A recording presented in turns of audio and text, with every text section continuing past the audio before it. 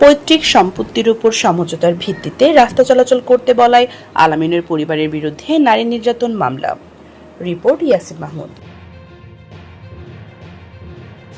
ব্রাহ্মণবাড়িয়ার সদর উপজেলার উত্তর পৈরতলা এলাকায় ব্যক্তিগত রাস্তা জোরপূর্বক ব্যবহারকে কেন্দ্র করে দুই পক্ষের মাঝে দীর্ঘদিন যাবৎ বিরোধ চলে আসছে।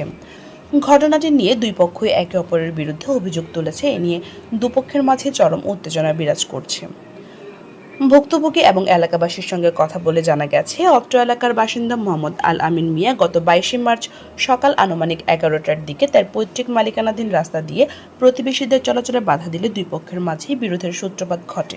জায়গাটার বিষয় হইল যারা জায়গা আল আমিন, কবির, কামাল, মনু, ইয়ামিন তারার জায়গা এটা। তারা যখন এই জায়গা লইয়া কোনো নিয়াতর হইতেছে তখন আমরা ডাহাইছি। কাদের সাথে নিয়াতর্ক হচ্ছে? এটা হইল শামসুর মার সাথে। শামসুর মার সাথে। সাথে। আচ্ছা, শামসুর বাবার বাড়ি কোথায়? অরিজিনাল বাড়ি কোথায়? অরিজিনাল চান্দিনা। আচ্ছা, চান্দিনা কোন চান্দিনার কথা বলছেন? কুমিল্লা চান্দিনা। কুমিল্লা চান্দিনা। আসলে তারা এখানে কিভাবে আসছে? তারা তারা বাপের বাড়ি সূত্র ধরে আসছে, কেন জায়গা কিনছে। বাপের বাড়ি হইল সাধারণ মেয়ার বোন। এই সূত্র ধরে তারা আসছে। সাধারণ মেয়া, বাহার মেয়া, কাউসার মেয়ার বোন সূত্র ধরে আইসে। মনে করেন ডাইছি বলতে আসছে না এসে সেটা মামলাত গেছে। আমার একজন কামালের ভাই কবির রে মানে মামলা নারী নির্যাতন মামলা দিয়ে ধরে।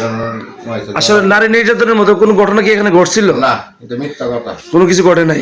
তার বাবার বাড়ি অত্র এলাকায় হবার সুবাদে 50 লাখ টাকার বাড়ি মাত্র 14 লাখ টাকায় ক্রয় করে প্রতিনিয়ত আমাদের পরিবারের সাথে সব ধরনের ঝামেলা করছে সাফিয়া বেগমের ভাই ব্রাদার সহ তার পরিবারের 20 থেকে 25 জন। আমার নাম মোহাম্মদ শামীম। বিষয়টা বলতে 3-4 ভাইয়েরা পুলিশ আইনে দাওয়া দিছে। 3-4 মানে আমরা অনেক হ্যারাসমেন্ট করছে। করার পরে এবার এলাকাবাসী সাক্ষ্য তো হয়েছে। এবার এরা দূর দেয়ছে আমরা লোকে। এবার আইনে আর শুনে এরা পুলিশ দেয়। পুলিশ কার বিরুদ্ধে আনে? আলামিন, কবি, কামাল এর বিরুদ্ধে আনে। আচ্ছা, আনার পরে এবারে এরা বললাম আমরা তো সমাজ। আপনি তো আলামিন পরিবারের কেউ না, তাই না? আপনি তো এলাকার যা জানতি বলতে আমি যেটা জানি এটা সম্বন্ধে ঘুরছে এলাকার শৈশবদের কোনো সারা সব দিচ্ছে না দেওয়ার পরে তারা তো সুযোগ পাইছে না, প্রতিপক্ষের কাছে সুযোগ পাই নাই। না তারপরে মনে করেন এবারে ঈদের আগের দিন আমার বাতিজারে কবিরে এরা রাজনীতি মামলা দিয়ে ওনার তো ধরে লেগে গেছে। আমাদের বাড়ির সম্মুখে আমাদের পৈতৃক সম্পত্তির 5 ফুট রাস্তা দীর্ঘদিন যাবৎ তারা ব্যবহার করে আসছে। তাদেরকে এলাকার সাহেব সর্দারদের মাধ্যমে বারবার মীমাংসার কথা বলে বসার কথা বললেও সাফিয়া বেগমের পরিবারে কেউ আমাদের সঙ্গে বসতে ইচ্ছুক নয়।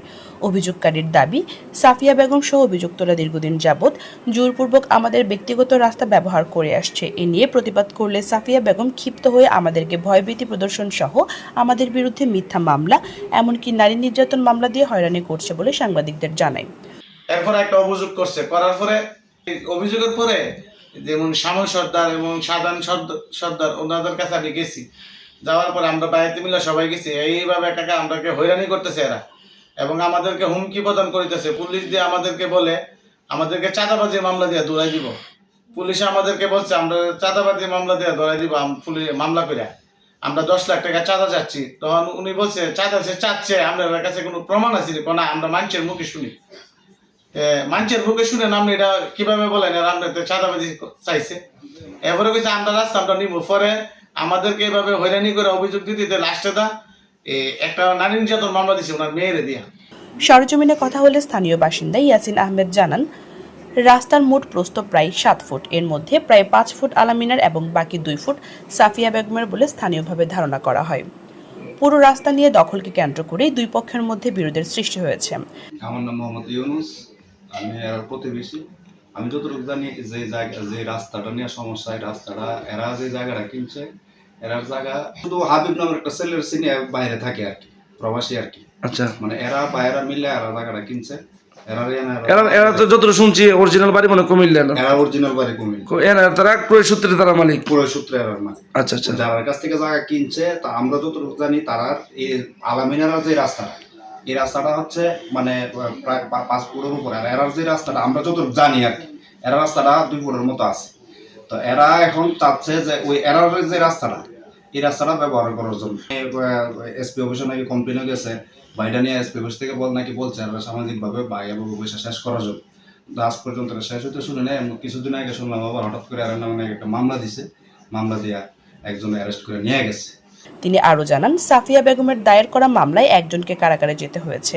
অন্যদিকে আল আমিন মিয়াও 6 জনকে আসামি করে ব্রাহ্মণবাড়িয়া সদর মডেল থানায় লিখিত অভিযোগ দিয়েছেন।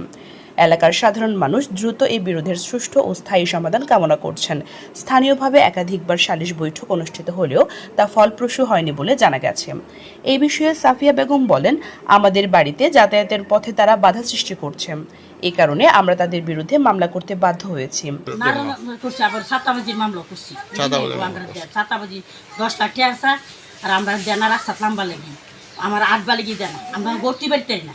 এলাকাবাসীর মতে, দীর্ঘদিনের এই বিরোধ নিরসনে প্রশাসনের হস্তক্ষেপ প্রয়োজন, যাতে উভয় পক্ষের জন্য গ্রহণযোগ্য একটি সমাধান নিশ্চিত করা যায়। পূজা দত্ত, সারাবেলা নিউজ, ব্রাহ্মণবাড়িয়া।